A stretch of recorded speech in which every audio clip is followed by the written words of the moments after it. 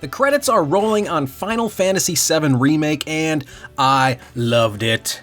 But maybe for reasons you don't expect. This is Games Over, the video game review series where I talk about a game immediately after playing it. The idea here is that what I remember about the game is probably what's worth talking about, so let's talk about what I remember. Yeah, we will. I avoided playing Final Fantasy VII Remake for a long time, but not because of some unhealthy affinity for the original. I believe that change is almost always good. Loving something isn't a reason to keep that something from evolving into something else. That's basically Munchausen syndrome by proxy. You know, that mental condition whereby a healthy person is tricked by a crazy person into feeling unhealthy. By loving the original Final Fantasy VII to the exclusion of Final Fantasy VII Remake, you're defining something so specifically that it depends on you in order to be relevant.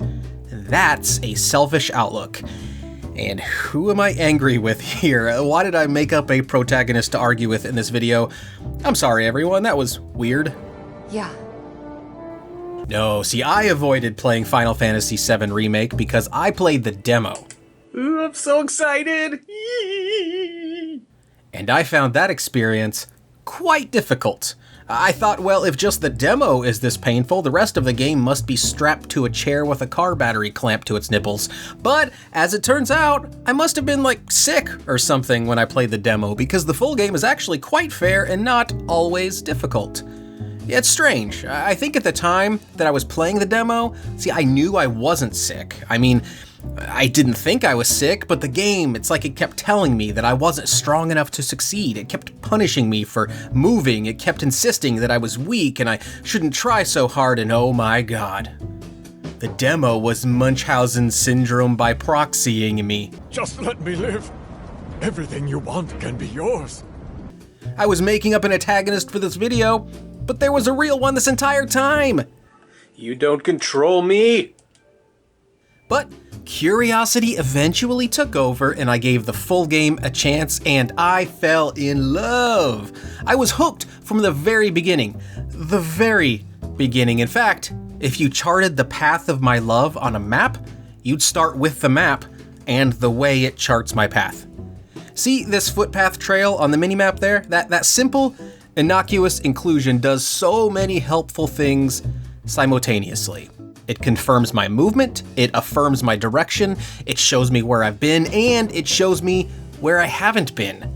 In an environment as detailed and as craggy as Midgar, time could easily be wasted backtracking through already explored nooks and crannies, but our friendly, persistent path helps keep us moving forward. This simple path keeps us from switching back on ourselves, keeps us from getting caught up in the environment, which is especially important considering the in-world design of the slums is such that there's meant to be no conscious architectural design philosophy. The player is literally navigating a dump site where design is ignored in favor of convenience.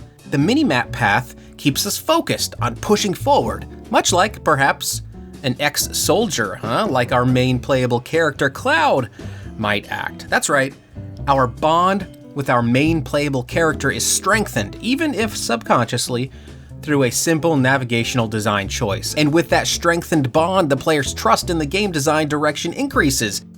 Oh, it's amazing, and I'll talk a little bit more about trust here in a bit. And I should also say I understand a lot of my love of this portion of the game is probably because I'm a user experience nerd, so I guess consider that. Reckon it suits you. Yeah, it does. The designers could have resorted to the standard in-game minimap, one with just a central reticle to connote the player's position, or one without a central reticle, like Ratchet & Clank Future, Crack in Time. That was weird. But no, see, the designers of Final Fantasy VII Remake, they recognized something that could waste the player's time, that being backtracking on already explored nooks and crannies in the environment, and that thing could therefore diminish player trust. But they saw that possibility and they addressed it. Don't worry, I'll patch him up. But what I really love about this decision is that when it's taken with other design decisions that serve the same anti-time wasting end, we start to have confidence in the game's design direction. Simply put, When a game has a design point to make and is able to support that point across many different aspects of the game, the player is able to get comfortable with the game. The player is able to lower their guard a bit and just sort of let the game happen.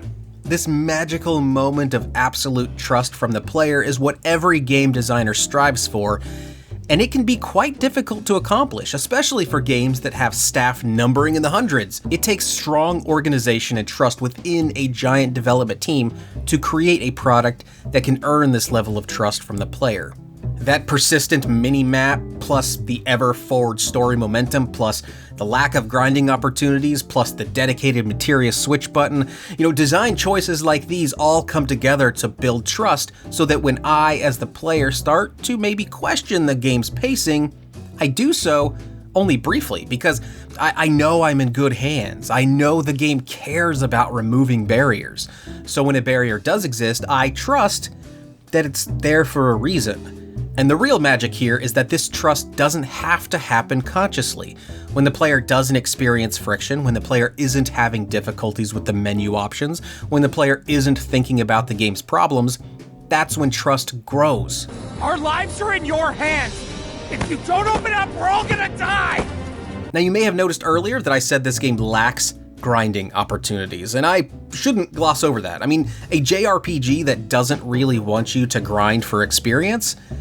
That's weird. I would have been skeptical if you'd tried to sell me on it before I played this game, but it works. The game is so finely balanced that grinding isn't necessary. Again, this game is all about forward momentum, and for a JRPG to try to sell the player on action-driven progress over careful character building, the game must earn the player's trust, and that trust, for me, was seeded with a simple, persistent path innocuously placed in the minimap. So thanks to the hero who made that design decision, I'm gonna guess Takeshi Mori. That's who I'm gonna guess. I am probably wrong. Game developer titles are hard. You're a good man. Giving me that comfort. Thank you for watching. Let me know in the comments below if you thought this hard about the persistent path and the minimap. Also, let me know if you think I'm crazy. That way I can just claim that I'm being Munchausen syndrome by proxied again, by you. Please like, subscribe, and click the bell icon to make sure you don't miss future videos. If you're still watching this video, you obviously like it, right? You got something out of it, so it only makes sense to give it a thumbs up at least, and at best, subscribe to the channel for more videos like this.